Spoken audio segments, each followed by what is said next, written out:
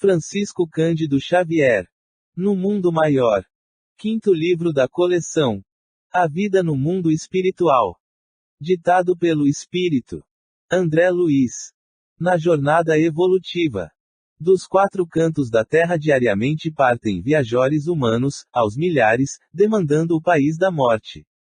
Vão-se de ilustres centros da cultura europeia, de tumultuárias cidades americanas, de velhos círculos asiáticos, de ásperos climas africanos. Procedem das metrópoles, das vilas, dos campos. Raros viverão nos montes da sublimação, vinculados aos deveres nobilitantes. A maioria constitui-se de menores de espírito, em luta pela outorga de títulos que lhes exaltem a personalidade. Não chegaram a ser homens completos. Atravessaram o mare magnum da humanidade em contínua experimentação. Muita vez, acomodaram-se com os vícios de toda a sorte, demorando voluntariamente nos trilhos da insensatez.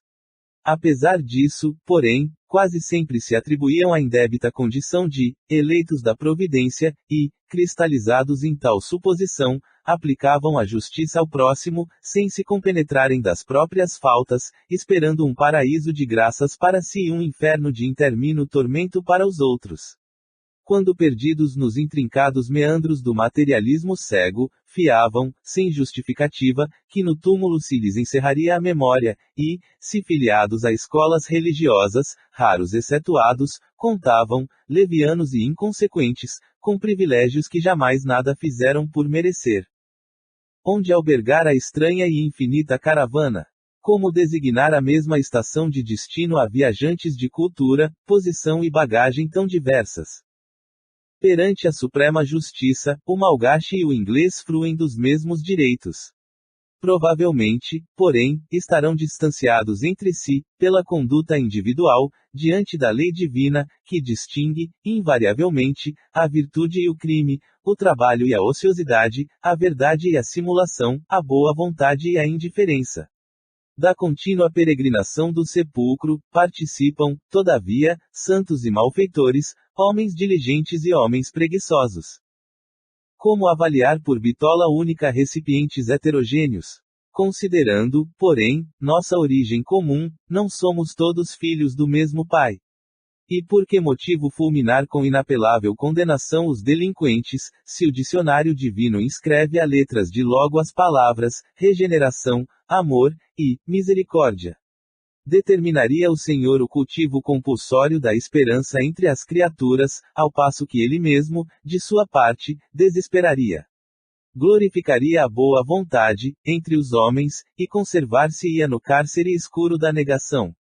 O selvagem que haja eliminado os semelhantes, a flechadas, teria recebido no mundo as mesmas oportunidades de aprender que felicitam o europeu supercivilizado, que extermina o próximo à metralhadora. Estariam ambos preparados ao ingresso definitivo no paraíso de bem-aventurança infindável tão somente pelo batismo simbólico ou graças a tardio arrependimento no leito de morte. A lógica e o bom senso nem sempre se compadecem com argumentos teológicos imutáveis. A vida nunca interrompe atividades naturais, por imposição de dogmas estatuídos de artifício. E, se mera obra de arte humana, cujo termo é a bolorenta placidez dos museus, exige a paciência de anos para ser empreendida e realizada, que dizer da obra sublime do aperfeiçoamento da alma, destinada a glórias imarcessíveis? Vários companheiros de ideal estranham a cooperação de André Luiz, que nos tece informações sobre alguns setores das esferas mais próximas ao comum dos mortais. Iludidos na teoria do menor esforço, inexistente nos círculos elevados, contavam com preeminência pessoal, sem nenhum testemunho de serviço e distantes do trabalho digno, em um céu de gozos contemplativos, exuberante de conforto melífico. Prefeririam a despreocupação das galerias, em beatitude permanente, onde a grandeza divina se limitaria a prodigiosos espetáculos, cujos números mais surpreendentes estariam a cargo dos espíritos superiores, convertidos em jograis de vestidura brilhante. A missão de André Luiz é, porém, a de revelar os tesouros de que somos herdeiros felizes na eternidade, riquezas imperecíveis, em cuja posse jamais entraremos sem a indispensável aquisição de sabedoria e de amor. Para isto, não lidamos em milagrosos laboratórios de felicidade improvisada, onde se adquiram dotes de vil preço e ordinárias asas de cera. Somos filhos de Deus, em crescimento. Seja nos campos de forças condensadas, quais os da luta física, seja nas esferas de energias sutis, quais as do plano superior, os ascendentes que nos presidem os destinos são de ordem evolutiva, pura e simples, com indefectível justiça a seguirmos de perto, a claridade gloriosa e compassiva do divino amor. A morte a ninguém propiciará passaporte gratuito para a aventura celeste.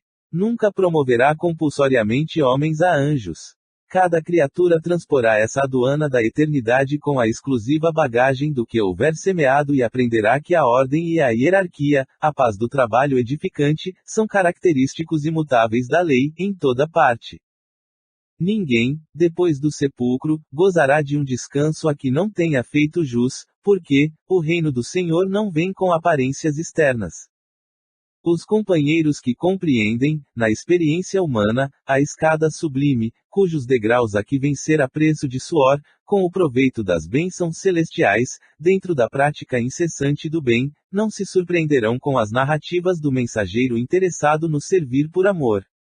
Sabem eles que não teriam recebido o dom da vida para matar o tempo, nem a dádiva da fé para confundir os semelhantes, absorvidos, que se acham, na execução dos divinos desígnios.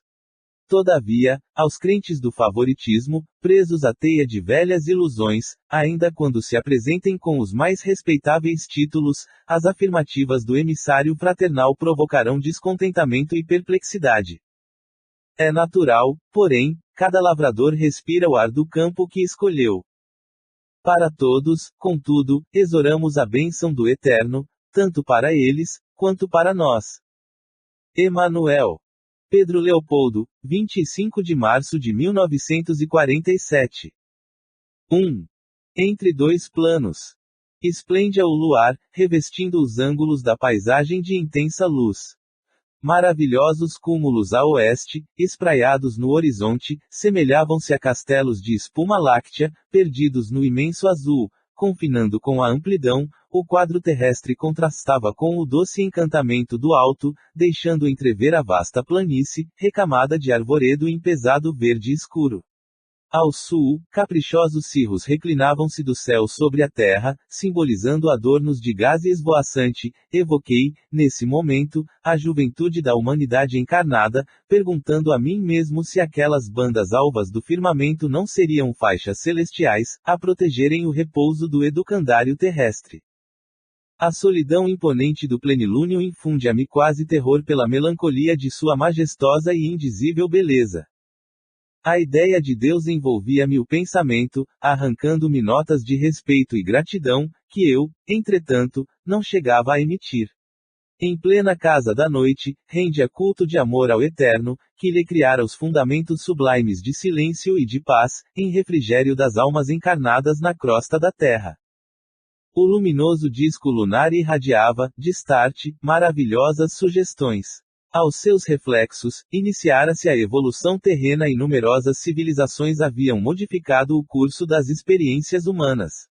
Aquela mesma lâmpada suspensa clareara o caminho dos seres primitivos, conduzira os passos dos conquistadores, norteara a jornada dos santos.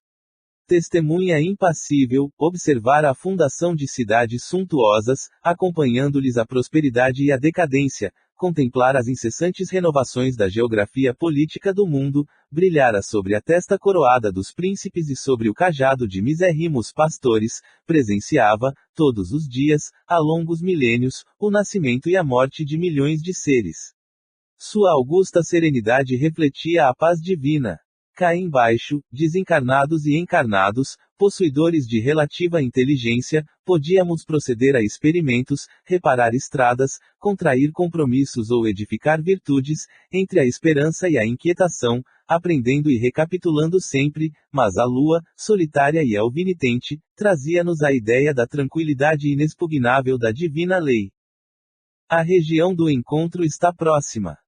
A palavra do assistente Calderaro interrompeu-me a medita. O aviso fazia-me sentir o trabalho, a responsabilidade, lembrava, sobretudo, que não me encontrava só. Não viajávamos, ambos, sem objetivo.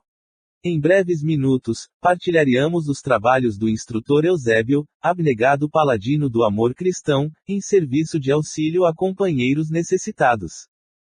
Eusébio dedicara-se, de há muito, ao ministério do socorro espiritual, com vastíssimos créditos em nosso plano. Renunciara a posições de realce e adiara sublimes realizações, consagrando-se inteiramente aos famintos de luz. Superintende a prestigiosa organização de assistência em zona intermediária, atendendo a estudantes relativamente espiritualizados, pois ainda jungidos ao círculo carnal, e a discípulos recém-libertos do campo físico. A enorme instituição, a que dedicava direção fulgurante, regurgitava de almas situadas entre as esferas inferiores e as superiores, gente com imensidão de problemas e de indagações de toda a espécie, a requerer-lhe paciência e sabedoria. Entretanto, o indefesso missionário, malgrado ao constante acúmulo de serviços complexos, encontrava tempo para descer semanalmente a crosta planetária, satisfazendo interesses imediatos de aprendizes que se candidatavam ao discipulado, sem recursos de elevação para vir ao encontro de seu verbo iluminado. Na sede superior. Não o conhecia pessoalmente. Calderaro, porém, recebia-lhe a orientação, de conformidade com o quadro hierárquico, e a ele se referira com o entusiasmo do subordinado que se liga ao chefe, guardando o amor acima da obediência. O assistente, a seu turno, prestava serviço ativo na própria crosta da Terra, a atender, de modo direto, aos irmãos encarnados. Especializara-se na ciência do socorro espiritual, naquela que, entre os estudiosos do mundo, poderíamos chamar, psiquiatria iluminada, setor de realizações que há muito tempo me seduzia. Dispondo de uma semana sem obrigações definidas, dentre os encargos que me diziam respeito, solicitei ingresso na turma de adestramento, da qual se fizera Calderar o eminente orientador, tendo-me ele aceito com a gentileza característica dos legítimos missionários do bem e propondo-se conduzir-me carinhosamente. Encontrava-se em oportunidade favorável aos meus propósitos de aprender, pois a equipe de preparação, que lhe recebia ensinamentos, excursionava em outra região, a labutar em atividades edificantes. À vista disso, poderia dispensar-me toda a atenção, auxiliando-me os desejos. Os casos que lhe eram atinentes, explicou-me solícito, não apresentavam continuidade substancial, desdobravam-se, constituíam obra de improviso, obedeciam ao inopinado das ordens de serviço ou das situações. Noutros campos de ação, fazia-se imprescindível o roteiro, previstas as condições e as circunstâncias. No quadro de responsabilidades, porém, que lhe estavam afetas, diferiam as normas, importava acompanhar os problemas, quais imprevistas manifestações da própria vida.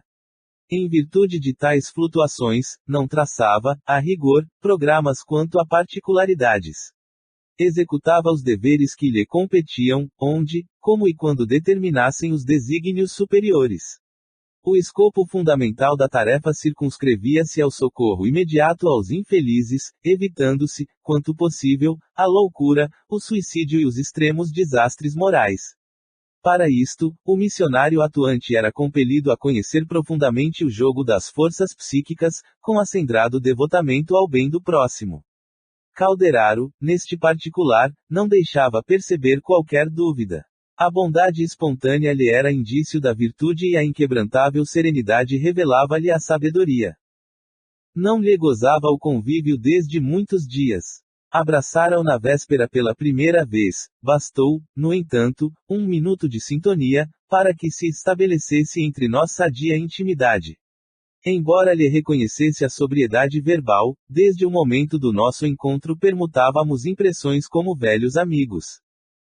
Seguindo-lhe, pois, os passos, afetuosamente, de alma edificada na fraternidade e na confiança, vi-me a reduzida distância de extenso parque, em plena natureza terrestre. Em torno, árvores robustas, de copas farfalhantes, alinhavam-se, à maneira de sentinelas adrede postadas para velar-nos pelos serviços. O vento passava cantando, em surdina, no recinto iluminado de claridades inacessíveis à faculdade receptiva do olhar humano, aglomeravam-se algumas centenas de companheiros, temporariamente afastados do corpo físico pela força liberativa do sono. Amigos de nossa esfera atendiam-nos com desvelo, mostrando interesse afetivo, prazer de servir e santa paciência. Reparei que muitos se mantinham de pé, outros, contudo, se acomodavam nas protuberâncias do solo alcatifado de relva macia, em palestra grave e respeitosa. Ambientando-me para aquela hora de extrema beleza espiritual, Calderaro avisou-me. Na reunião de hoje o instrutor Eusébio receberá estudantes do espiritualismo, em suas correntes diversas, que se candidatam aos serviços de vanguarda. Oh! Exclamei, curioso, não se trata, pois, de assembleia, que agrupe indivíduos filiados indiscriminadamente às escolas da fé. O assistente esclareceu, de pronto. A medida não seria aconselhável no círculo de nossa especialidade. O instrutor afeiçoou-se ao apostolado de assistência a criaturas encarnadas e a recém-libertas da zona física, em particular, precisando aproveitar o tempo com as horas de preleção, para o máximo de aproveitamento. A heterogeneidade de princípios em centenas de indivíduos, cada qual com sua opinião, obrigaria a digressões difusas, acarretando condenáveis desperdícios de oportunidades. Fixou a multidão demoradamente, e acrescentou, temos aqui, em cálculo aproximado, 1.200 pessoas.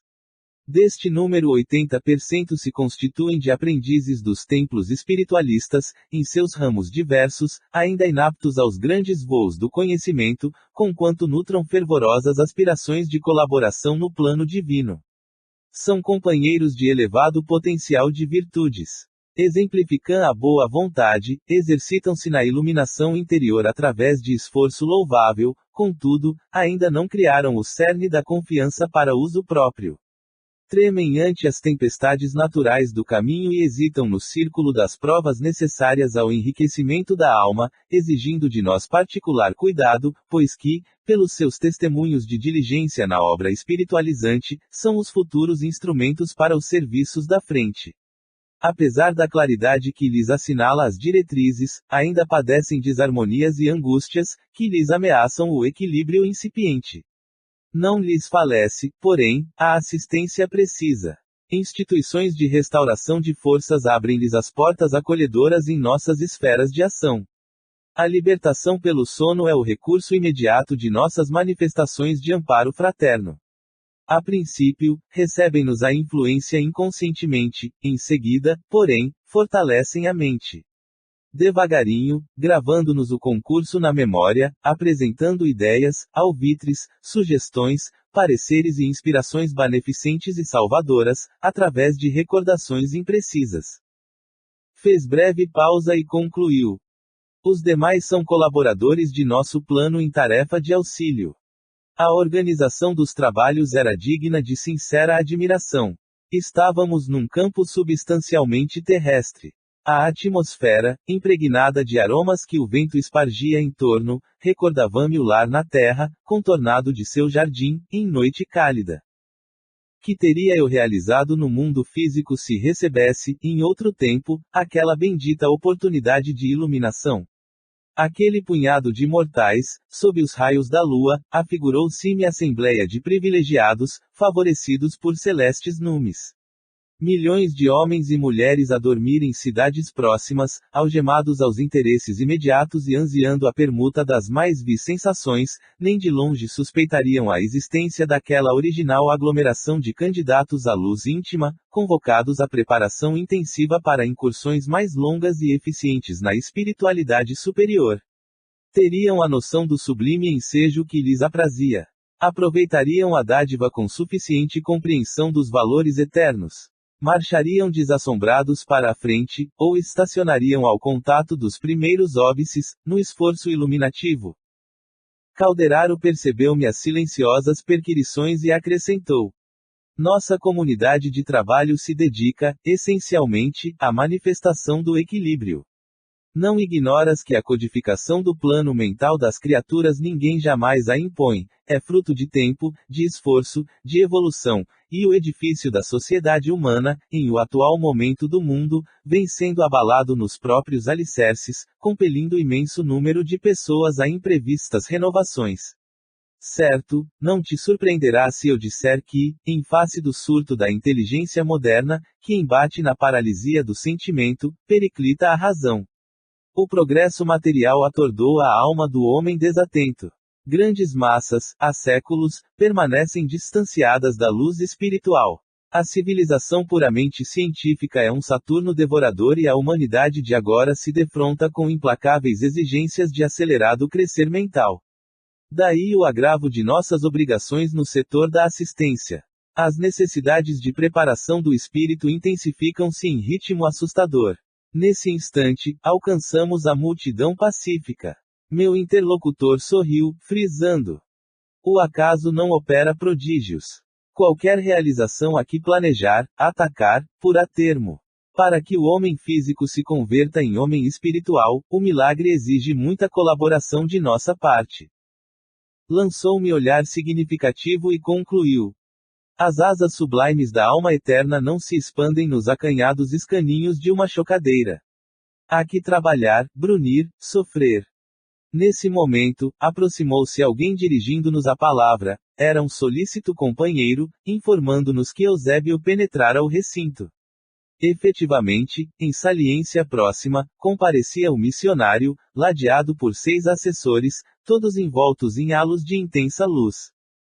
O abnegado orientador não exibia os traços de venerável senectude com que em geral imaginamos os apóstolos das revelações divinas, mostrava-se-nos com a figura dos homens robustos, em plena madureza espiritual, os olhos escuros e tranquilos pareciam fontes de imenso poder magnético. Contemplava-nos sorridente, qual simples colega. A presença dele impusera, porém, respeitoso silêncio.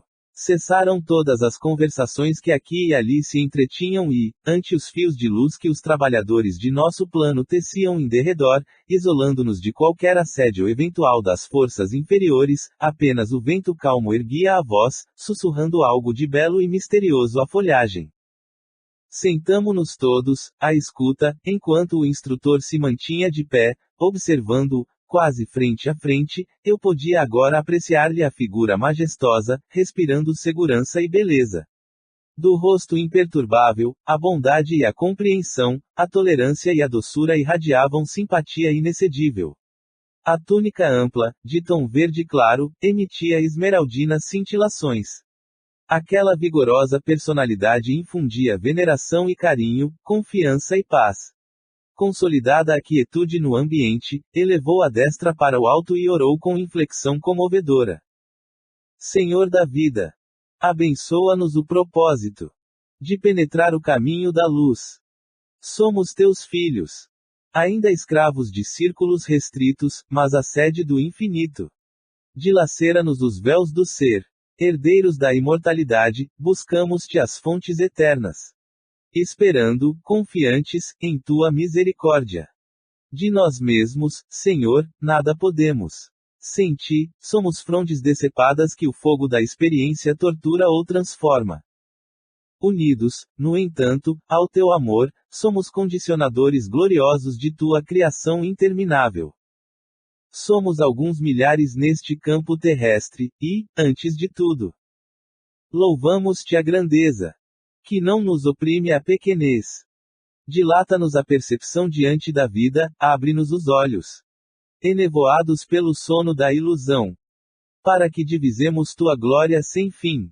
Desperta-nos docemente o ouvido, a fim de percebermos o cântico de tua sublime eternidade. Abençoa as sementes de sabedoria que os teus mensageiros esparziram no campo de nossas almas. Fecunda-nos o solo interior, para que os divinos germens não pereçam. Sabemos, Pai, que o suor do trabalho e a lágrima da redenção constituem adubo generoso à floração de nossas sementeiras, todavia, sem tua bênção, o suor elangue-se, e a lágrima desespera. Sem tua mão compassiva, os vermes das paixões E as tempestades de nossos vícios podem arruinar-nos a lavoura incipiente. Acorda-nos, Senhor da vida, para a luz das oportunidades presentes, para que os atritos da luta não as inutilizem, guia-nos os pés para o supremo bem, reveste-nos o coração com a tua serenidade paternal, robustecendo-nos a resistência. Poderoso Senhor, ampara-nos a fragilidade, corrige-nos os erros, esclarece-nos a ignorância, acolhe-nos em teu amoroso regaço. Cumpram-se, Pai amado, os teus desígnios soberanos, agora e sempre. Assim seja. Fim da comovente rogativa, o orientador baixou os olhos nevoados de pranto e então vi, dominado de júbilo, que da incognoscível altura uma claridade diferente caía sobre nós, em jorros cristalinos. Partículas semelhantes à prata eterizada choviam no recinto, infiltrando-se nas raízes das árvores mais próximas, lá fora. Inhoto encantamento fizera-se em minha alma. Ao contato dos eflúvios divinos, reparei que minhas forças gradualmente serenavam, em receptividade maravilhosa. Em torno, pairavam as mesmas notas de alegria e de beleza, pois a calma e a ventura transpareciam de todos os rostos, voltados, estáticos, para o instrutor, em redor do qual se mostravam mais intensas as ondas de luz celeste. Sublime felicidade inundava-me todo o ser, mergulhara-me em indefinível banho de energias renovadoras. Meus olhos foram impotentes para conter as lágrimas felizes que as formosas cintilações me destilavam das fontes ocultas do espírito. E, antes que o nobre mentor retomasse a palavra, agradeci em silêncio a resposta do céu, reconhecendo na prece, mais uma vez, não só a manifestação da reverência religiosa, senão também o recurso de acesso aos inesgotáveis mananciais do divino poder. 2. A preleção de Eusébio. Ereto, incendido o tórax de suave luz, falou o instrutor, comovedoramente. Dirigimo-nos a vós, irmãos, que tendes, por enquanto, ensejo de aprender na bendita escola carnal. Tangidos pela necessidade, na sede de ciência ou na angústia do amor que transpõe abismo, vencestes pesadas fronteiras vibratórias, encontrando-vos na estaca zero do caminho diferente que se vos antolha. Enquanto vossa organização fisiológica repousa à distância, exercitando-se para a morte, vossas almas quase libertas partilham conosco a fraternidade e a esperança, adestrando faculdades e sentimentos para a verdadeira vida. Naturalmente, não podereis guardar plena recordação desta hora, em retomando o envoltório carnal, em virtude da deficiência do cérebro, incapaz de suportar a carga de duas vidas simultâneas. A lembrança de nosso entendimento persistirá, contudo, no fundo de vosso ser, orientando-vos às tendências superiores para o terreno da elevação e abrindo-vos a porta intuitiva para que vos assista nosso pensamento fraternal. O orador fez breve pausa, fixando-nos o olhar calmo e lúcido, e, sob a leve e incessante chuva de raios argênteos, continuou.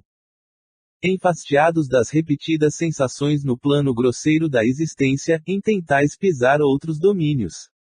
Buscais a novidade, o conforto desconhecido, a solução de torturantes enigmas, todavia, não ouvideis que a chama do próprio coração, convertido em santuário de claridade divina, é a única lâmpada capaz de iluminar o mistério espiritual, em nossa marcha pela senda redentora e evolutiva. Ao lado de cada homem e de cada mulher, no mundo, permanece viva a vontade de Deus, relativamente aos deveres que lhes cumprem. Cada qual tem à sua frente o serviço que lhe compete, como cada dia traz consigo possibilidades especiais de realização no bem. O universo enquadra-se na ordem absoluta. Aves livres em limitados céus, interferimos no plano divino, criando para nós prisões e liames, libertação e enriquecimento. Insta, pois, nos adaptemos ao equilíbrio divino, atendendo à função insulada que nos cabe, em plena colmeia da vida. Desde quando fazemos e desfazemos, terminamos e recomeçamos, empreendemos a viagem reparadora e regressamos, perplexos, para o reinício. Somos, no palco da crosta planetária, os mesmos atores do drama evolutivo. Cada milênio é ato breve, cada século um cenário veloz. Utilizando corpos sagrados, perdemos, entretanto, quais despreocupadas crianças, entretidas apenas em jogos infantis, o ensejo santificante da existência, distarte, fazemo-nos réprobos das leis soberanas, que nos enredam aos escombros da morte, como náufragos piratas por muito tempo indignos do retorno às lides do mar.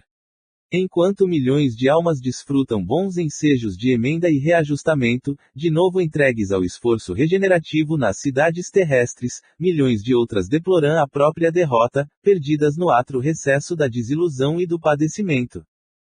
Não nos reportamos aqui aos missionários heróicos que suportam as sangrentas feridas dos testemunhos angustiosos, por espírito de renúncia e de amor, de solidariedade e de sacrifício, são luzes provisoriamente apartadas da luz divina e que voltam ao domicílio celeste, como o trabalhador fiel regressa ao lar, fim da cotidiana tarefa. Referimo-nos às vastas multidões de almas indecisas, presas da ingratidão e da dúvida, da fraqueza e da dissipação, almas formadas à luz da razão, mas escravizadas à tirania do instinto. E num rasgo de humildade cristã, Eusébio continuou: falamos de todos nós, viajores que extravagamos no deserto da própria negação, de nós, pássaros de asas partidas, que tentamos voar ao ninho da liberdade e da paz, e que, no entanto, ainda nos debatemos no chavascal dos prazeres de ínfima estofa. Por que não represar o curso das paixões corrosivas que nos flagelam o espírito? Por que não sofrear o ímpeto da animalidade, em que nos comprazemos, desde os primeiros laivos de raciocínio? Sempre o terrível dualismo da luz e das trevas, da compaixão e da perversidade, da inteligência e do impulso bestial. Estudamos a ciência da espiritualidade consoladora desde os primórdios da razão e, todavia, desde as épocas mais remotas, consagramo-nos ao aviltamento e ao morticínio. Cantávamos hinos de louvor com Krishna, aprendendo o conceito da imortalidade da alma, à sombra das árvores augustas que aspiram aos cimos do Himalaia, e descíamos, logo depois, ao vale do Ganges, matando e destruindo para gozar e possuir. Soletrávamos o amor universal com Siddhartha Gautama e perseguíamos os semelhantes, em aliança com os guerreiros singaleses e hindus. Fomos herdeiros da sabedoria, nos tempos distantes da esfinge, e, no entanto, da reverência aos mistérios da iniciação, passávamos a hostilidade sangue-sedenta, nas margens do Nilo. Acompanhando a arca simbólica dos hebreus, reiteradas vezes líamos os mandamentos de Jeová, contidos nos rolos sagrados, e, desatentos, os esquecíamos, ao primeiro clangor de guerra aos filisteus. Chorávamos de comoção religiosa em Atenas e assassinávamos nossos irmãos em Esparta. Admirávamos Pitágoras, o filósofo, e seguíamos Alexandre, o conquistador. Em Roma, conduzíamos oferendas valiosas aos deuses, nos maravilhosos santuários, exaltando a virtude, para desembainhar as armas, minutos depois, no átrio dos templos, disseminando a morte e entronizando o crime, escrevíamos formosas sentenças de respeito à vida, com Marco Aurélio, e ordenávamos a matança de pessoas limpas de culpa e úteis à sociedade. Com Jesus, o divino crucificado, nossa atitude não tem sido diferente. Sobre os despojos dos mártires, imolados nos circos, vertemos rios de sangue em vindita cruel, armando fogueiras do sectarismo religioso. Suportamos administradores arbitrários e ignominiosos, de Nero a Diocleciano, porque tínhamos fome de poder, e quando Constantino nos abriu as portas da dominação política, convertemo-nos de servos aparentemente fiéis ao Evangelho em criminosos árbitros do mundo. Pouco a pouco esquecemos os cegos de Jericó, os paralíticos de Jerusalém, as crianças do Tiberíades, os pescadores de Cafarnaum, para afagar as testas coroadas dos triunfadores, embora soubéssemos que os vencedores da terra não podem fugir à peregrinação ao sepulcro. Tornou-se a ideia do reino de Deus fantasia de ingênuos, pois não largávamos o lado direito dos príncipes, sequiosos de fastígio mundano. Ainda hoje, decorridos quase 20 séculos sobre a cruz do Salvador, benzemos baionetas e canhões, metralhadoras e tanques de assalto, em nome do Pai magnânimo, que faz refulgir o sol da misericórdia sobre os justos e sobre os injustos. É por esta razão que nossos celeiros de luz permanecem vazios. O vendaval das paixões fulminantes de homens e de povos passa ululante, de um a outro polo, a semear maus presságios. Até quando seremos gênios demolidores e perversos? Ao invés de servos leais do Senhor da vida, temos sido soldados dos exércitos da ilusão, deixando à retaguarda milhões de túmulos, abertos sob aluviões de cinza e fumo. Debalde exortou-nos o Cristo a buscar as manifestações do Pai em nosso próprio íntimo. Cevamos e expandimos unicamente o egoísmo e a ambição, a vaidade e a fantasia na crosta planetária. Contraímos pesados débitos e escravizamo-nos aos tristes resultados de nossas obras, deixando-nos ficar, indefinidamente, na messe dos espinhos. Foi assim que atingimos a época moderna, em que a loucura se generaliza e a harmonia mental do homem está a pique de sóssubro. De cérebro evolvido e coração imaturo, requintamo-nos, presentemente, na arte de esfacelar o progresso espiritual. O excelso orientador deu à oração mais longo intervalo, durante o qual observei companheiros em torno. Homens e mulheres, segurando alguns fortemente as mãos uns dos outros, exibiam extrema palidez no semblante estarrecido. Alguns deles, por certo, compareciam ali pela primeira vez, como eu, dado o estático assombro que se lhes estampava no rosto. Fixando na assembleia o olhar percussiente, o instrutor prosseguiu. Nos séculos pretéritos, as cidades florescentes do mundo desapareciam pelo massacre, ao gládio dos conquistadores sem entranhas, ou estacionavam sob a onda mortífera da peste desconhecida e não atacada. Hoje, as coletividades humanas ainda sofrem o assédio da espada homicida e chuvas de bombas arremetem contra populações indefesas. No entanto, a febre amarela, a cólera e a varíola foram dominadas, a lepra, a tuberculose e o câncer experimentam combate sem tréguas. Existe, porém, nova ameaça ao domicílio terrestre: o profundo desequilíbrio, a desarmonia generalizada, as moléstias da alma que se ingerem, sutis, solapando-vos a estabilidade. Vossos caminhos não parecem percorridos por seres conscientes, mas semelham-se a estranhas veredas, ao longo das quais tripudiam duendes alucinados.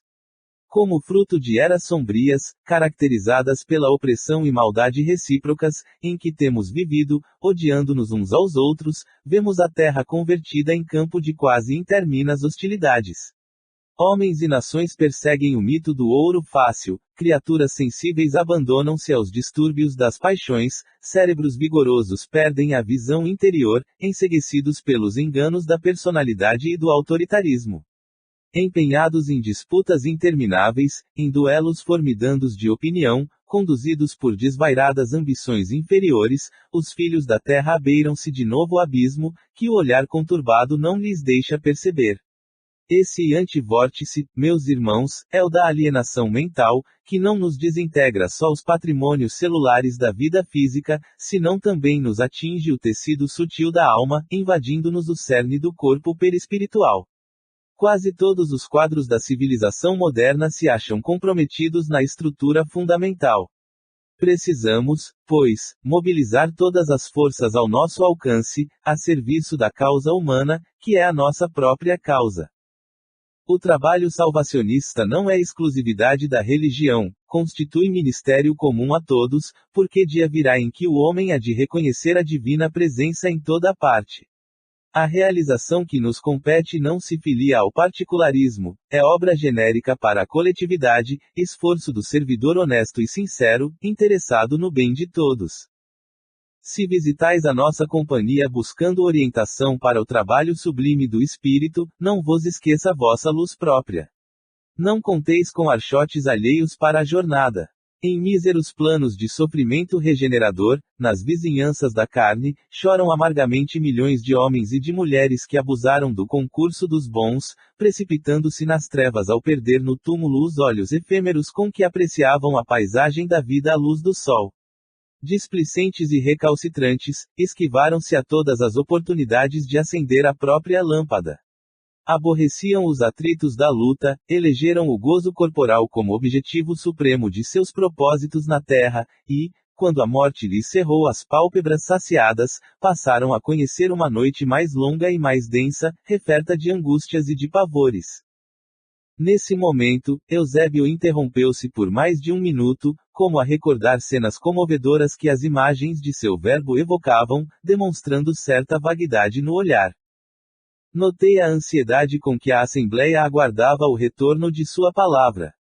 Damas sensibilizadas ressumbravam forte impressão nas fisionomias transfiguradas e todos nós, ante a exposição leal e comovente, nos mantínhamos quedos e aturdidos. Decorridos longos segundos, o orador prosseguiu com inflexão enérgica e patriarcal. Procurais conosco a precisa orientação para os trabalhos que vos tangem presentemente na crosta da terra. Seduzidos pela claridade da esfera superior, fascinados pelas primeiras noções do amor universal, desejais a graça da cooperação na sementeira do porvir. Reclamais asas para os surtos sublimes, tendes em mira coadjuvar no esforço de elevação. Indubitavelmente, a intenção não pode ser mais nobre, entretanto, indispensável considereis a vossa necessidade de integração no dever de cada dia. Impossível é progredir no século, sem atender às obrigações da hora.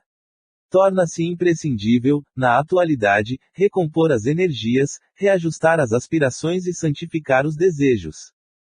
Não basta crer na imortalidade da alma. Inadiável é a iluminação de nós mesmos, a fim de que sejamos claridade sublime. Não basta, para o arrojado cometimento da redenção, o simples reconhecimento da sobrevivência da alma e do intercâmbio entre os dois mundos. Os levianos e os maus, os ignorantes e os estultos, podem corresponder-se igualmente à distância, de país a país. Antes de mais nada importa elevar o coração, romper as muralhas que nos encerram na sombra, esquecer as ilusões da posse, dilacerar os véus espessos da vaidade, abster-se do letal licor do personalismo aviltante, para que os clarões do monte refuljam no fundo dos vales, a fim de que o sol eterno de Deus dissipe as transitórias trevas humanas. Vanguardeiros da fé viva, que o desejais ser doravante no mundo, não obstante os percalços que se nos defrontam, exige-se de vós a cabal demonstração de estardes certos da espiritualidade divina. O plano superior não se interessa pela incorporação de devotos famintos de um paraíso beatífico. Admitiríeis, porventura, vossa permanência na crosta planetária, sem finalidades específicas? Se a erva tenra deve produzir consoante objetivos superiores, que dizer da magnífica inteligência do homem encarnado? Que não há que esperar da razão iluminada pela fé. Receberíamos tão sagrados depósitos de conhecimento edificante para um sacrifício por nada. Teríamos o aljofar de tais bênçãos para fortalecer o propósito egoístico de alcançar o céu sem escalas preparatórias, sem atividades purificadoras?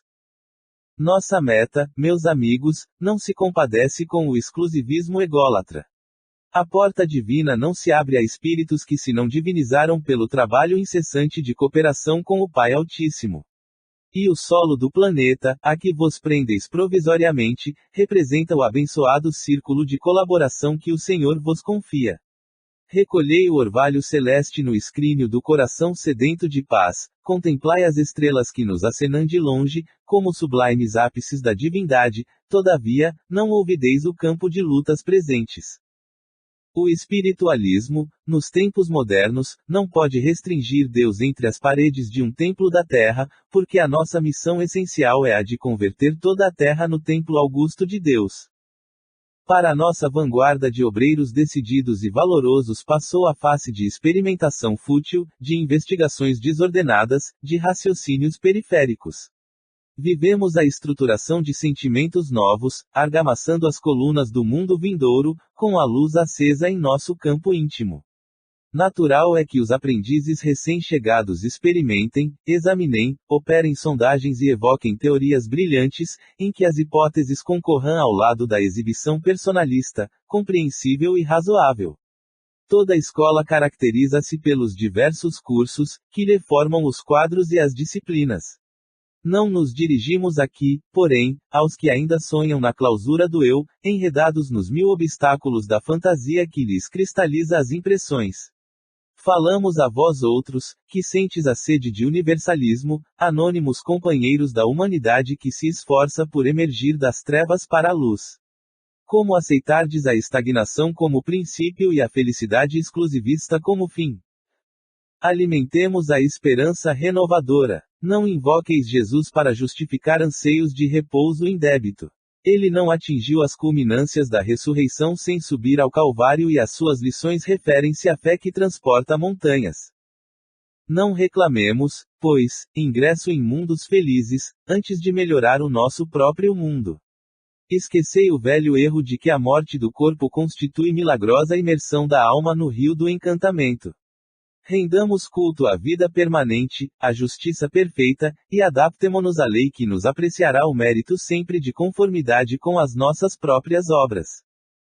Nosso ministério é de iluminação e de eternidade. O governo universal não nos circunscreveu às atividades à guarda de altares perecíveis. Não fomos convocados a velar no círculo particular de uma interpretação exclusivista, senão a cooperar na libertação do espírito encarnado, abrindo horizontes mais claros à razão humana, refazendo o edifício da fé redentora que as religiões literalistas esqueceram. Sopros imensos da onda evolucionista varrem os ambientes da Terra. Todos os dias ruem princípios convencionais, mantidos a título de invioláveis durante séculos. A mente humana, perplexa, é compelida a transições angustiosas. A subversão de valores, a experiência social e o processo acelerado de seleção pelo sofrimento coletivo perturbam os tímidos e os invigilantes, que representam esmagadora maioria em toda parte. Como atender a esses milhões de necessitados espirituais, se não receberdes a responsabilidade do socorro fraterno? Como sanar a loucura incipiente, se não vos transformardes em ímãs que mantenham o equilíbrio? Sabemos que a harmonia interior não é artigo de oferta e procura nos mercados terrestres, mas aquisição espiritual só acessível no templo do Espírito. Faça, pois, mister, acendamos o coração em amor fraternal, à frente do serviço. Não bastará, em nossas realizações, a crença que espera, indispensável é o amor que confia e atende, transforma e eleva, como vaso legítimo da sabedoria divina. Sejamos instrumentos do bem, acima de expectantes da graça. A tarefa demanda coragem e suprema devoção a Deus. Sem que nos convertamos em luz, no círculo em que estivermos, em vão acometeremos a sombra, aos nossos próprios pés. E, no prosseguimento da ação que nos compete, não nos esqueçamos de que a evangelização das relações entre as esferas visíveis e invisíveis é dever tão natural e tão inadiável da tarefa quanto a evangelização das pessoas. Não busqueis o maravilhoso, a sede do milagre pode viciar-vos e perder-vos. Vinculai-vos, pela oração e pelo trabalho construtivo, aos planos superiores e estes vos proporcionarão contato com os armazéns divinos, que suprem a cada um de nós segundo a justa necessidade. As ordenações que vos ajoujam na paisagem terrena, por mais ásperas ou desagradáveis, representam a vontade suprema. Não galgueis os obstáculos, nem tenteis contorná-los pela fuga deliberada, vencei-os, utilizando a vontade e a perseverança, ensejando o crescimento aos vossos próprios valores. Cuidai em não transitar sem a devida prudência nos caminhos da carne, em que, muita vez, imitais a mariposa estouvada. Atendei às exigências de cada dia, rejubilando-vos por satisfazer as tarefas mínimas. Não intenteis o voo sem haver aprendido a marcha. Sobretudo, não indagueis de direitos prováveis que vos caberiam no banquete divino, antes de liquidar os compromissos humanos. Impossível é o título de anjos, sem serdes, antes, criaturas ponderadas. Soberanas e indefectíveis leis nos presidem aos destinos. Somos conhecidos e examinados em toda parte. As facilidades concedidas aos espíritos santificados, que admiramos, são prodigalizadas a nós, por Deus, em todos os lugares. O aproveitamento, porém, é obra nossa. As máquinas terrestres podem alçar-vos o corpo físico a consideráveis alturas, mas o voo espiritual, com que vos libertareis da animalidade, jamais o desferireis sem asas próprias. A consolação e a amizade de benfeitores encarnados e desencarnados enriquecer-vos-ão de conforto, quais suaves e abençoadas flores da alma, entretanto, fenecerão como as rosas de um dia, se não fertilizardes o coração com a fé e o entendimento, com a esperança inquebrantável e o amor imortal, sublimes adubos que lhes propiciem o desenvolvimento no terreno do vosso esforço sem tréguas. Não cobiceis o repouso das mãos e dos pés, antes de abrigar semelhante propósito, procurai a paz interior na suprema tranquilidade da consciência. Abandonai a ilusão, antes que a ilusão vos abandone.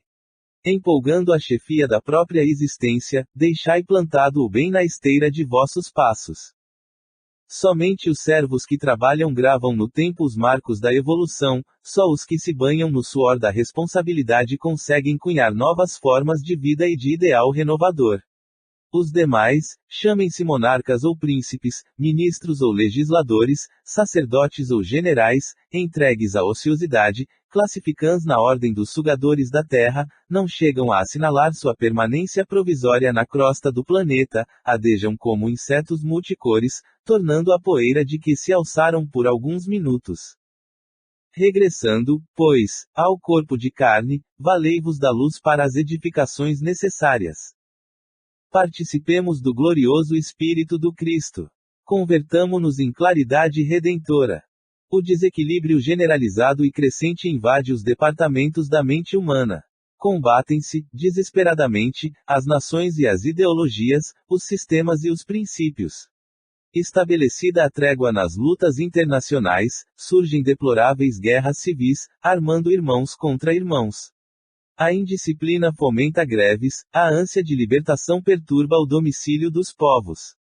Guerreiam-se as esferas de ação entre si, encarnados e desencarnados de tendências inferiores colidem ferozmente, aos milhões.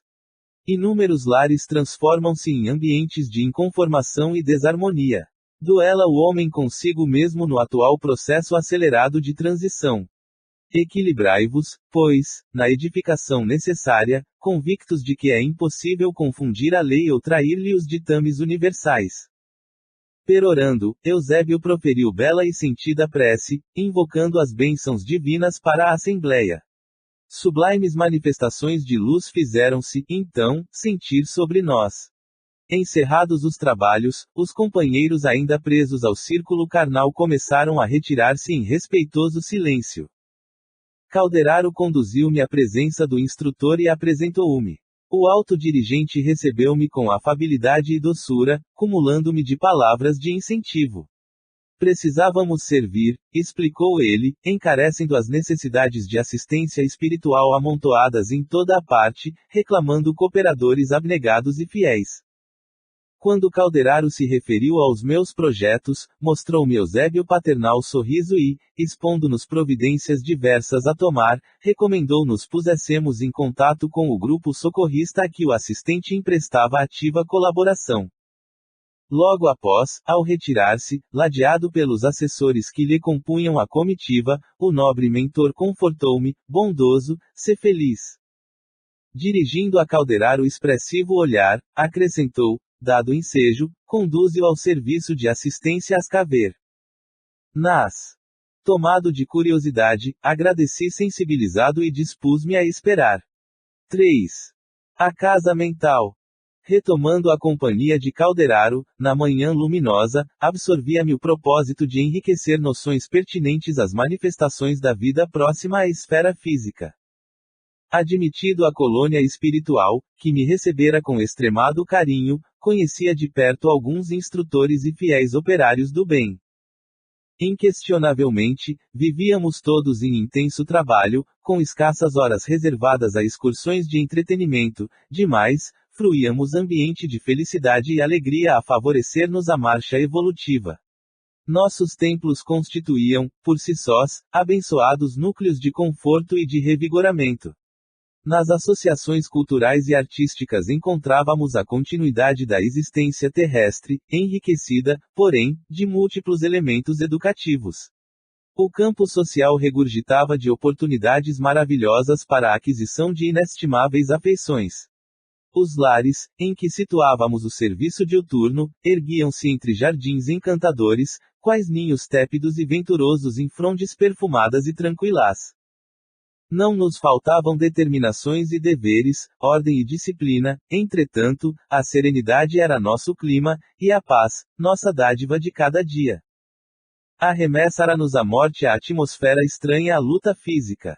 A primeira sensação fora o choque. Empolgara-nos o imprevisto. Continuávamos vivendo, apenas sem a máquina fisiológica, mas as novas condições de existência não significavam subtração da oportunidade de evolver. Os motivos de competição benéfica, as possibilidades de crescimento espiritual haviam lucrado infinitamente. Podíamos recorrer aos poderes superiores, entreter relações edificantes, tecer esperanças e sonhos de amor, projetar experiências mais elevadas no setor reencarnacionista, aprimorando-nos no trabalho e no estudo e dilatando a capacidade de servir. Em suma, a passagem pelo sepulcro conduzirá-nos a uma vida melhor, mas... E os milhões que transpunham o estreito limiar da morte, permanecendo apegados à crosta da terra? Incalculáveis multidões desse gênero mantinham-se na fase rudimentar do conhecimento, apenas possuíam algumas informações primárias da vida, exoravam o amparo dos espíritos superiores, como as tribos primitivas reclamam o concurso dos homens civilizados, precisavam de desenvolver faculdades, como as crianças de crescer, não permaneciam chumbadas à esfera carnal por maldade, senão que se demoravam, hesitantes, no chão terreno, como os pequeninos descendentes dos homens se conchegam ao seio materno, guardavam da existência apenas a lembrança do campo sensitivo. Reclamando a reencarnação quase imediata quando lhes não era possível a matrícula em nossos educandários de serviço e aprendizado iniciais.